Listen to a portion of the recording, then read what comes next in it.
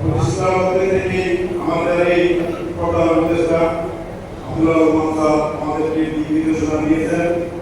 আমরা তার এই দিক নির্দেশনা অনুযায়ী বিগত ১১ বছর রাজপথে আন্দোলন সংগ্রাম করে ধীরে ধীরে সারা বাংলাদেশে আমরা এই সংগঠন সংগঠিত করি এবং তার নির্দেশে আমরা এই সংগঠনকে পথ চলা শিখাই।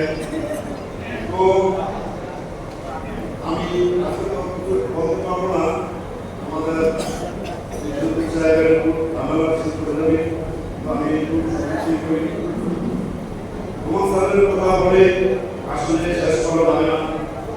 আমরা আমার সভাপতি এবং আমি যখনই তার বাসায় যেতাম তাহলে আমাদের নামটার সঙ্গে আমাদেরকে আর কোনো নিজে পরিবর্তন করতো না এবং আমাদেরকে সুন্দরভাবে আমাদের কাছ থেকে আমরা এরকম নেতা জানি না।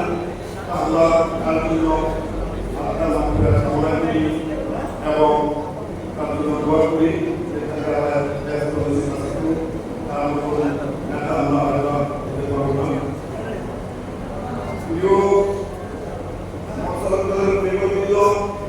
আমি আমাদেরকে একটি কথা বলতে চাই। আমরা বিগত ১৬ বছর